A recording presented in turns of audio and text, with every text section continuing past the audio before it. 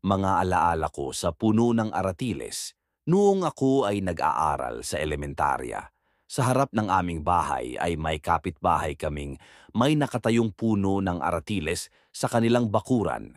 Tahimik, payapa, ngunit puno ng alaala ng aking kabataan.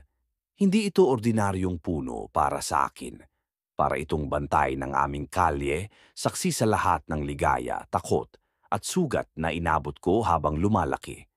Minsan, dun kami tumatambay humihiga sa ginawang higaan sa ilalim ng puno. Nagkukwentuhan, nagsasabihan ng mga pangarap, naglalaro ng chess, nagtatawanan. Minsan umaakyat ako sa pinatuktok ng sanga ng puno ng aratiles. Kita ko bubong ng bahay ng mga kapitbahay namin. Uso pa kasi noon na walang pangalawang palapag ang bahay. Pero napakataas ng puno na yon. Buti nung pag-akyat ko, hindi ako nakita ng tatay ko nang lumabas siya ng bahay dahil sigurado papaluin ako noon. Isa sa pinakamasarap kong alaala ay ang pagtikim ng bunga nito. Maliit man ito, pero sa bawat kagat ay may matamis na katas na agad dumidikit sa dila ko. May kung anong saya sa pag-aagawan naming magkakaibigan kung sino ang makakaakyat sa itaas at makakakuha ng pinakamaraming hinog na bunga.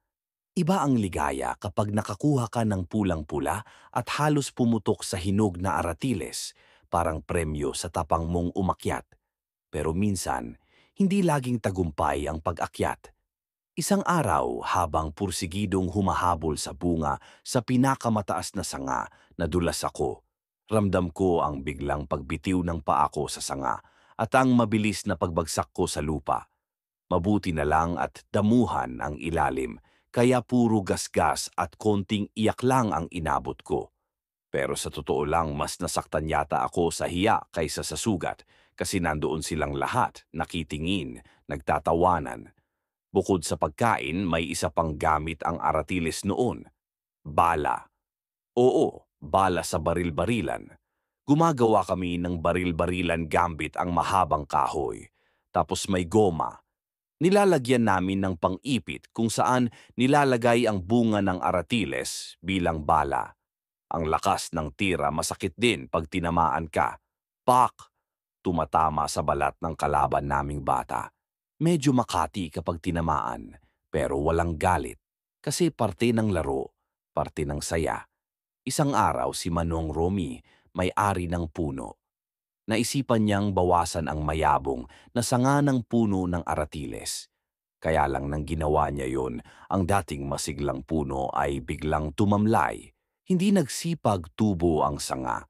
Nawala na ang mga bunga at unti-unti nang namatay ang puno. Ngayon, wala na akong nakikitang puno ng aratiles kahit bunga niya. Hindi naman kasi ito binebenta sa palengke.